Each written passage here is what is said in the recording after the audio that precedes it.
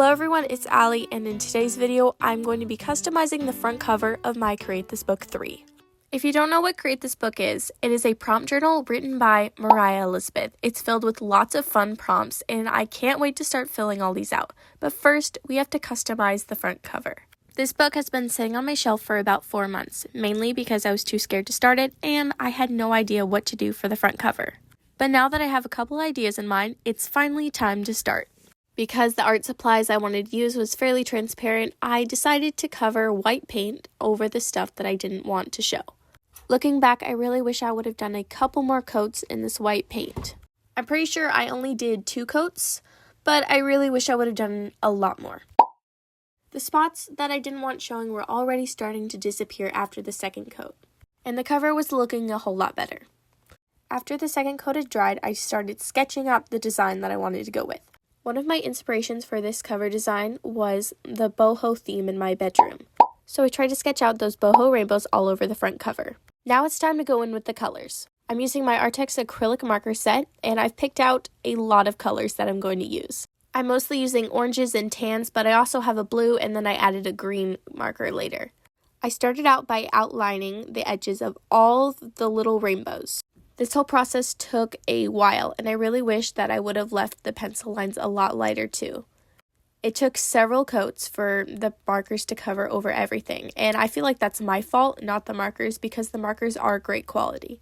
I remember feeling quite unsure about the color palette that I chose when I was first adding all these first lines, but it ended up looking so much better in the end, and I'm so glad I went with this color choice. Now it was time to fill in the rest of the rainbow. I made sure each layer was a different color, and this whole process took forever, but I had so much fun trying to figure out what colors go with what. I did add in a yellow and a green marker because I felt like my color palette was missing a little something.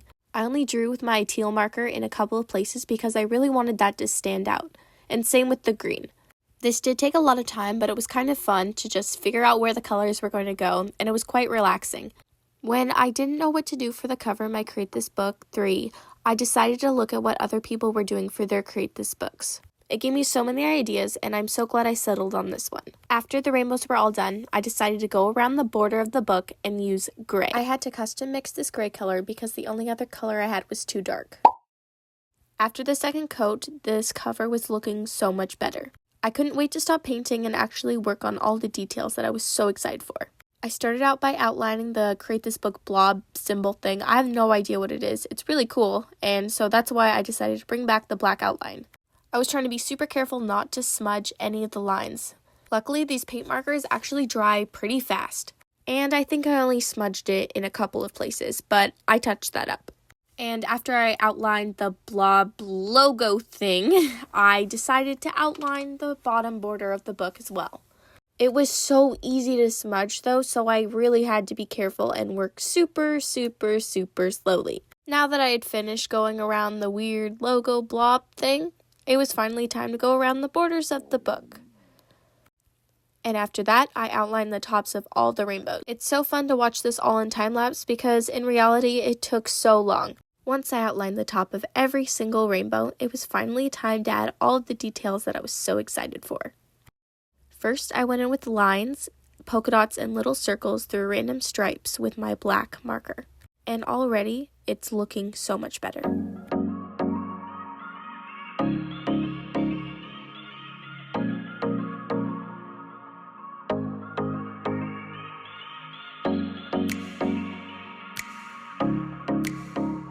Next, I repeated the exact same process, but with my white marker instead.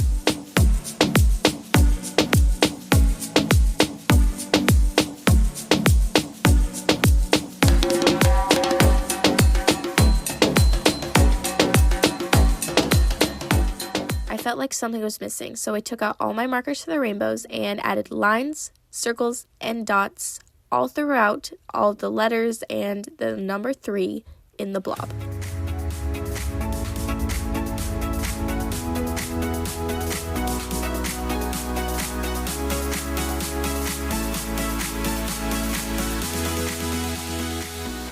After that was done, I went to the back of the cover and I painted that all gray.